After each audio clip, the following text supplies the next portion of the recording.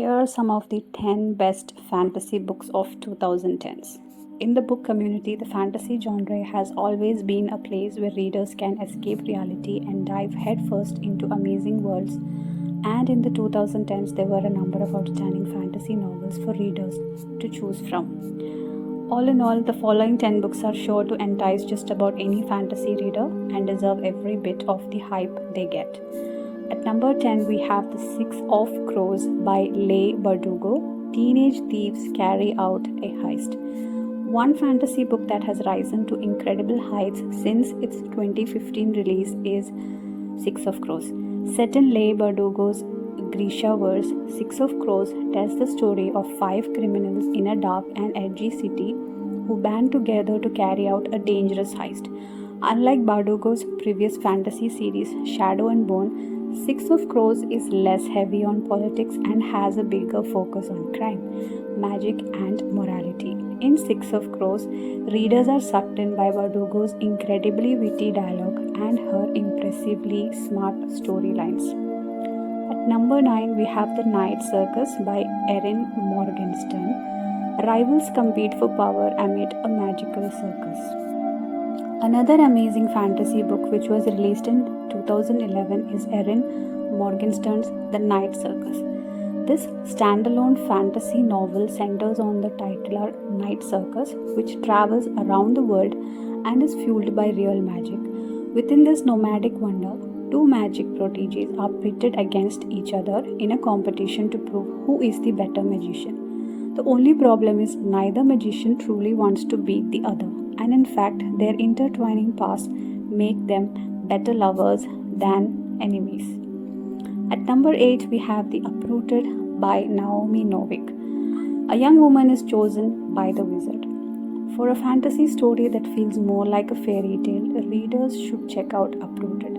Published in 2015, this novel follows Agnieszka, a young woman who is selected by the local wizard to join him in fighting off the encroaching magical forest.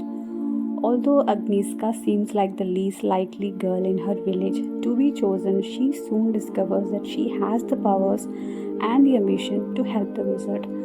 The book is based on Polish folklore and is part of a series. At number 7, we have The Poppy War by Araf Kwang. An orphan goes to a military academy. A fantasy book that blends history, magic, and war is Araf Kwang's The Poppy War. In this novel, Rin is a poor orphan whose only hope of escaping her dull life is by getting into the elite military academy, Seingard. Against all odds, Rin gets in and joins some of the wealthiest students in the country in learning to become lethal fighters and incredible military minds. However, Rin soon comes to realize that her world is full of secrets and it may be too late for her to stop the bloodshed. At number 6, we have The Jade City by Fonda Lee. A magical mob family fights for power.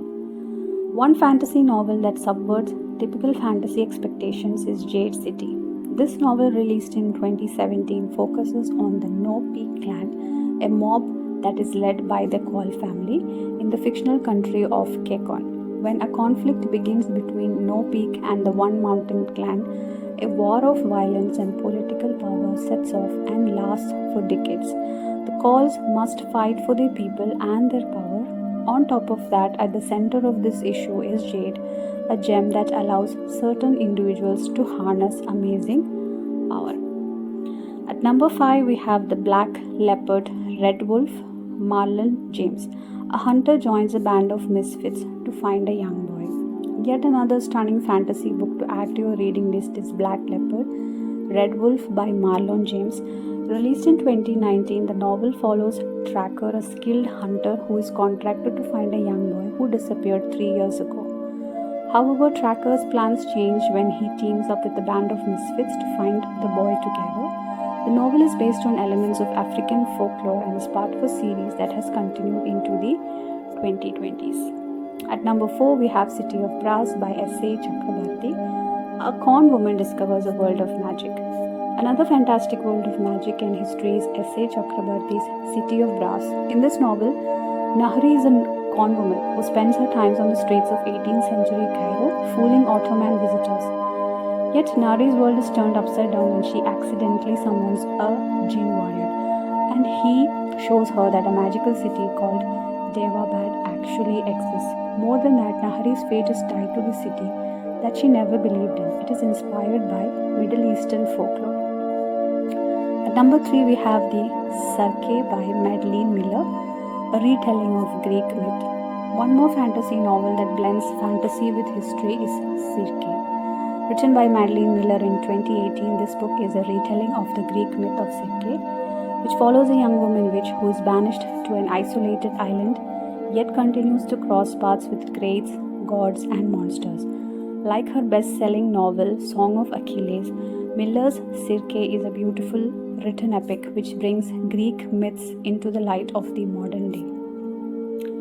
At number 2, we have The Fifth Season by N.K. Jemisin. A woman seeks her daughter in an apocalypse.